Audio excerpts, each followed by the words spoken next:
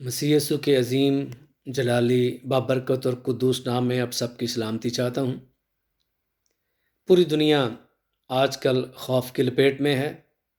ہر شخص مضطرب، پریشان اور خوف زدہ دکھائی دیتا ہے۔ ہر طرف ایک ہی موضوع زیر بحث ہے اور وہ ہے کورونا وائرس، جس نے پوری دنیا کو اپنی لپیٹ میں لے لیا ہے اور ایک وبائی صورت اختیار کر لی ہے۔ پوری دنیا کے لیے ایک پریشانی کا عالم ہے، لیکن ہمیں یہ دیکھنا ہے کہ یہ وبائیں کیوں نازل ہوتی ہیں، یہ پریشانیاں انسان پر کیوں آتی ہیں اور خدا ہمیں کیا سکھاتا ہے، ایسے واقعات سے ہمیں کیا سیکھنا چاہیے، اس طرف میں آپ کی توجہ دلانا چاہ رہا ہوں۔ مقدس لوکا کی انجیل اس کے 21ویں باب کی 10ویں اور 11ویں آیت، یہ 2 آیات پڑھوں گا، پھر اس کے بعد آگے چلیں گے۔ اس طرح سے لکھا ہے، پھر اس نے ان سے کہا کہ قوم پر قوم اور سلطنت پر سلطنت چڑھائی کرے گی، اور بڑے بڑے بھونچال آئیں گے اور جا بجا کال اور مری پڑے گی، اور آسمان پر بڑی بڑی دہشت ناک باتیں اور نشانیاں ظاہر ہوں گی۔ پہلے سے ہمیں بتا دیا گیا، پیشین گوئی کے طور پر خداوند یسوع مسیح نے بتا دیا۔ فوکس ہمارا وبائی صورتحال ہے کہ کال اور مری پڑے گی، یعنی یہ ان آفتوں کا آنا ضرور ہے، ان وباؤں کا آنا ضرور ہے، لیکن ایسی صورتحال میں ہمیں کیا کرنا ہے اس کو ہم بعد میں دیکھیں گے۔ لیکن پہلا جو پوائنٹ میں نے ابھی آپ کے سامنے رکھا تھا کہ یہ کیوں آتی ہیں۔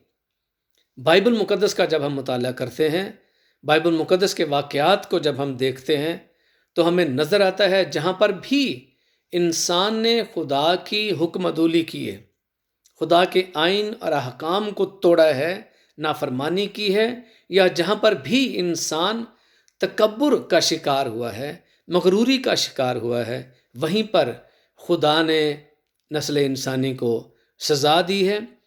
وہ سزا اور طریقوں سے بھی ہے، لیکن وبائی صورتحال سے بھی انسان کو دوچار ہونا پڑا ہے۔ اور وبا کے ساتھ ساتھ ایک اور لفظ کو بھی جو اسی کے ساتھ ملتا ہے، ہم ساتھ ساتھ لے کے چلیں گے، وہ ہے وبال، یعنی انسان کس طرح سے جب خطا کرتا ہے، جب خدا کی نافرمانی کرتا ہے، تو وہ اپنے لیے مصیبتیں کھڑی کرتا ہے، وہ وبال میں، مصیبت میں، پریشانی میں پھنس جاتا ہے، اور بعض اوقات پھر خدا اس طرح سے ان پر وبائیں نازل کرتا ہے۔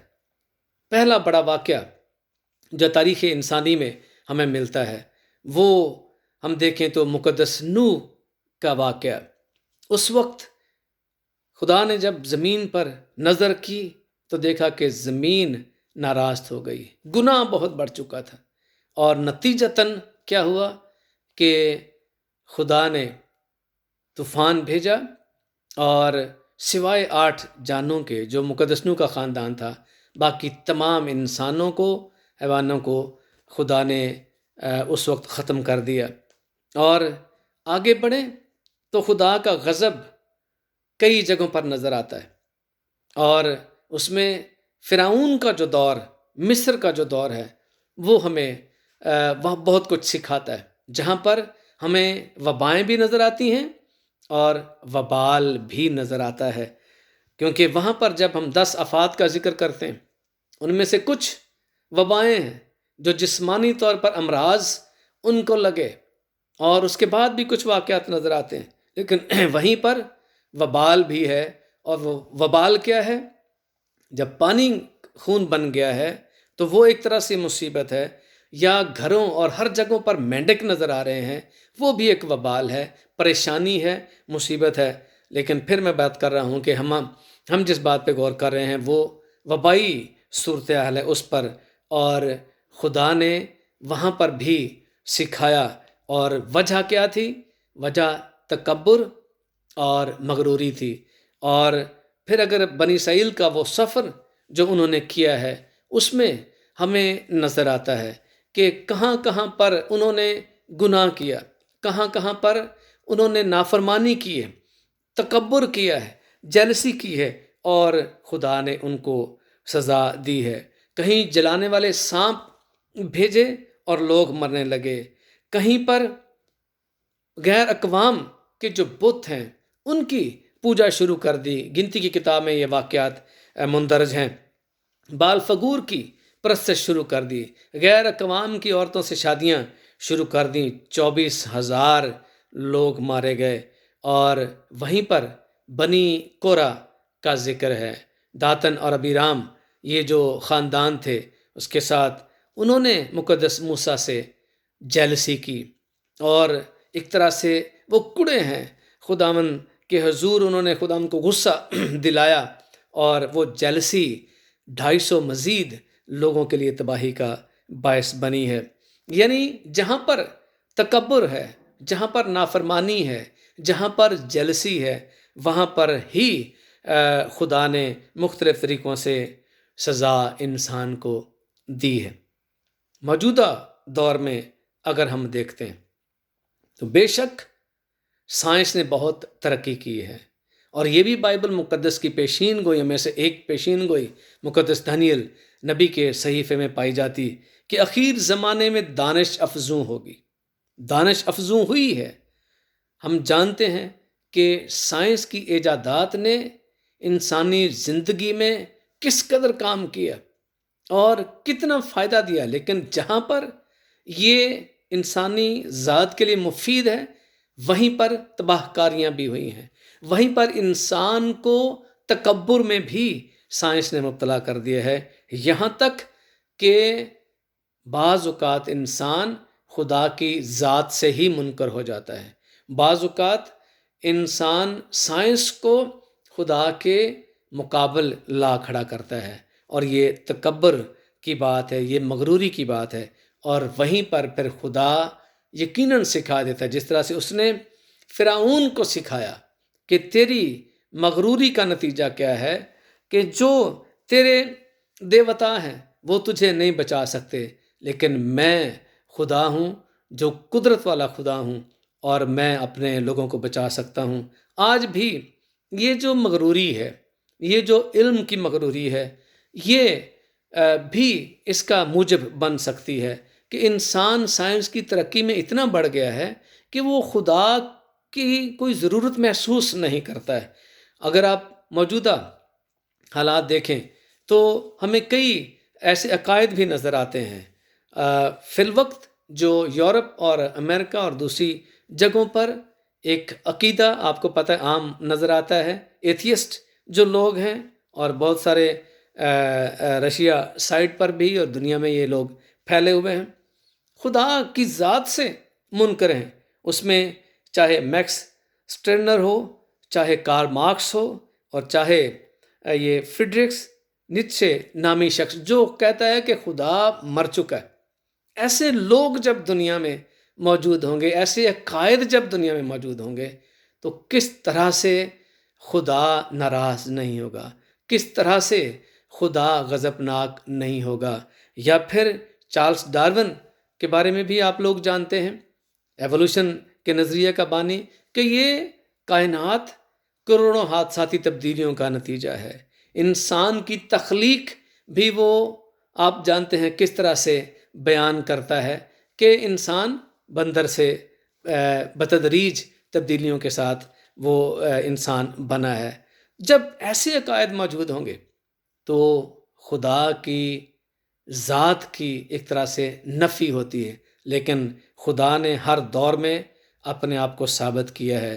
اور جو میں بات کر رہا ہوں وہ یہ بھی ساتھ ہے، یہاں پر جب سائنس نے ترقی کی ہے تو آپ کو ایک اور بڑا واقعہ جو ہسٹری میں ہمیں نظر آتا ہے، ٹائٹینک شپ جو ڈوب گیا تھا، جس کو بنانے والے کہتے تھے، اس کا مالک چاہے جوزف بروس یہ کہتا تھا کہ اس کو خدا بھی ڈبو نہیں سکتا۔ یہ مغروری کی انتہائی بڑی ایک مثال ہے۔ اور پھر وہاں پر اور کئی ایسے حکمران ہیں، ڈکٹیٹر ہیں، جنہوں نے ڈھٹائی کے ساتھ خدا کا مقابلہ کرنے کی کوشش کی ہے، اپنے آپ کو اس مغروری میں، وہ اپنی مغروری میں اتنے آگے بڑھ گئے کہ خدا کی ذات کو انہوں نے کچھ نہیں سمجھا، اور وہاں پر مشکلات قوم کے لیے بھی ہوئی ہیں اور شخصی طور پر بھی ہوئی ہیں۔ آج ضرورت کس بات کی ہے؟ بڑی مشہور آیات ہمیں نظر آتی ہیں، اور کلام مقدس ہمیں سکھاتا بھی ہے اور تسلی بھی دیتا ہے۔ کلام مقدس میں سے خروج کی کتاب اور اس کا 23واں باب 25ویں آیت میں لکھا ہے، تم خداوند اپنے خدا کی عبادت کرنا، تب وہ تیری روٹی اور پانی پر برکت دے گا، اور میں تیرے بیچ سے بیماری کو دور کر دوں گا۔ ہمیں ضرورت ہے کہ ہم خدا کے سامنے جھکیں۔ ہمیں بے شک جو احتیاطی تدابیر ہیں وہ بھی ساتھ ساتھ کرنی ہیں، لیکن ایمان رکھیں کہ خدا کی ذات کبھی بھی آپ کو تنہا نہیں چھوڑتی، خدا کبھی بھی ہمیں تنہا نہیں چھوڑتا۔ اور تواریخ کی دوسری کتاب میں ایک اور مشہور آیت ہے، تواریخ کی دوسری کتاب اس کا 7واں باب اور اس کی 13ویں 14ویں آیت، 2 آیات پھر پڑھ رہا ہوں۔ لکھا ہے، اگر میں آسمان کو بند کر دوں کہ بارش نہ ہو، یا ٹڈیوں کو حکم دوں کہ ملک کو اجاڑ ڈالیں، یا اپنے لوگوں کے درمیان وبا بھیجوں، تب اگر میرے لوگ جو میرے نام سے کہلاتے ہیں خاکسار بن کر دعا کریں اور میرے دیدار کے طالب ہوں اور اپنی بری راہوں سے پھریں، تو میں آسمان پر سے سن کر ان کا گناہ معاف کروں گا اور ان کے ملک کو بحال کر دوں گا۔ آج کل جو صورتحال نظر آ رہی ہے، کھانے پینے کی چیزوں کی قلت ہو رہی ہے، یہ کال ہی کی صورتحال ہو سکتی ہے، اور یہ جو بیماری پھیلی ہے، خدا کا کلام ہمیں سکھاتا ہے ہمیں خاکسار بننا ہے، ہمیں عاجز بننا ہے، ہمیں تکبر اور مغروری سے بچنا ہے۔ وہ مغروری چاہے فرعونیت کی ہو یا پھر چاہے کسی ڈکٹیٹر یا حکمران موجودہ دور کے حکمرانوں کی ہو، خدا نے سزا دی ہے۔ وہ شخصی ہو یا اجتماعی ہو، خدا نے سزا دی ہے۔ آج ضرورت ہے شخصی طور پر ہم اپنے آپ کو جانچیں، اپنے آپ کو پرکھیں، اپنے آپ کو خدا کے حضور میں گرا دیں، بجائے اس کے کہ ہم خوف زدہ رہیں۔ مسیح نے تو ہمیں اس خوف سے آزاد کر دیا ہے، کیونکہ ہمیں ایک تسلی دی ہے، اطمینان دیا ہے، اور ہمیں ہر طرح کی صورتحال کا مقابلہ کرنے کے لیے پہلے سے بتا دیا ہے۔ اور خدا ہمارا خدا یقین رکھیں ہمارے ساتھ ہے، اور وہ ہمیشہ ساتھ رہتا ہے۔ ہماری جو کمی ہے ہمیں اس کو دور کرنے کی ضرورت ہے۔ خداوند کے حضور عاجز بن کر، خداوند کے حضور خاکسار بن کر جب ہم جھکتے ہیں، وہ ہماری دعاؤں کا جواب دیتا ہے۔ یہ باتیں ہونی ہیں اور یہ لازم و ملزوم ہے۔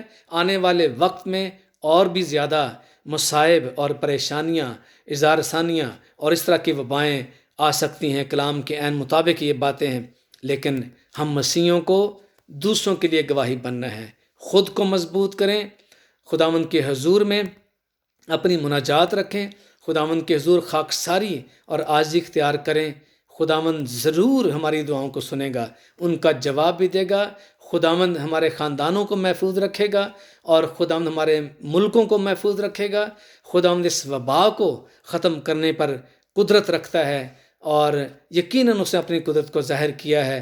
ہمیشہ اپنے لوگوں پر، شخصی لوگ اس چیز کا تجربہ رکھتے ہیں، کلیسیائی طور پر لوگ تجربہ رکھتے ہیں، اور قومی طور پر بھی لوگ اس کا تجربہ رکھتے ہیں۔ اور ہم جو مسیحی ایماندار ہیں، ہمیں گھبرانے کی ضرورت نہیں۔ میں پھر وہ اس بات کو دہرا رہا ہوں کہ احتیاطی تدابیر کرنا ضروری ہے۔ یہ بھی خداوند کی دی ہوئی جو عقل و شعور ہیں، ہمیں اس کو استعمال میں لانا ہے، لیکن اتنا خوف زدہ نہیں ہونا کہ ہم اپنے آپ کو اس سطح پر لے جائیں کہ بالکل ہم نا امید ہو جائیں۔ ہمیں خداوند نے نا امید نہیں چھوڑا ہے، ہمیں خداوند نے تسلی بخشی ہے۔ لیکن یاد رکھیں، تکبر سے، مغروری سے بچیں، اور خداوند کے حضور عاجزی اور انکساری اختیار کرنے کے خدا ضرور برکت دے گا۔ آئیے اپنے سروں کو خداوند کے حضور میں جھکائیں اور دعا کریں۔ خداوند خدائے ذوالجلال، تو جو ازلی اور ابدی ابتدا اور انتہا ہے، انسان کا نظام تیرے ہاتھ میں ہے، کائنات کا نظام تیرے ہاتھ میں ہے۔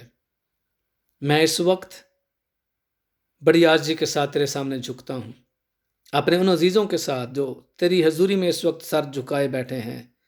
منت کرتا ہوں خداوند ساری پریشان کن صورتحال سے دنیا کو آزاد کر۔ اس وقت جتنے بھی لوگ اس مرض کا شکار ہیں، تیرے نام سے انہیں شفا ملے، تیرے نام سے انہیں شفا ملے، کیونکہ تیرا خون ہر طرح کی بیماریوں سے شفا دیتا ہے۔ منت کرتا ہوں باقی جو لوگ ہیں ان کو اپنے پاک خون کے وسیلے سے محفوظ کر دے، پوری دنیا کے لوگوں کو خداوند تو محفوظ کر، تاکہ یہ وبا اور نہ پھیلے اور لوگ اس سے سیکھیں کہ خداوند نے تیری طرف متوجہ ہونا ہے، تیری طرف رجوع لانا ہے، کیونکہ خداوند تو چاہتا ہے کہ تیرے لوگ تیری طرف راغب ہوں، تیری طرف رجوع لائیں، تاکہ تو ان کی طرف رجوع ہو کر ان کو برکت بخشے۔ خداوند تو برکت دینا چاہتا ہے، تو ہاتھ پھیلائے کھڑا ہے۔ تیری اس محبت کے لیے تیرا شکر کرتے ہیں۔ منت کرتا ہوں کہ تو خداوند ایک ایک کو برکت دے، ایک ایک کو اپنے پاک خون کی خداوند تو باڑ کے اندر محفوظ کر لے، کیونکہ تیرے کلام میں ہم سیکھتے ہیں جو تیرے پردے میں رہتا ہے وہ خداوند اس کو کوئی وبا تنگ نہیں کر سکتی۔ خداوند لکھا ہوا ہے تیرے کلام میں کہ اس کے آس پاس 10,000 گر جائیں گے لیکن وہ تیرے نزدیک نہیں آئے گی۔ یہ وبا خداوند ہمارے لوگوں سے دور رہے، تمام دنیا کو اس سے محفوظ رکھ، اور منت کرتے ہیں کہ خداوند تیرے فضل کا سایہ ایک ایک گھرانے کے ساتھ ہو، شخصی طور پر تو سبوں کو برکت دے اور توبہ کی توفیق عطا فرما، تاکہ تیرے لوگ تیری طرف رجوع لا کر تیرے نام کو عزت اور جلال دے سکیں۔ یہ سب کچھ مانگتے ہیں تیرے بیٹے اپنے خداوند یسوع مسیح کے وسیلہ سے، آمین۔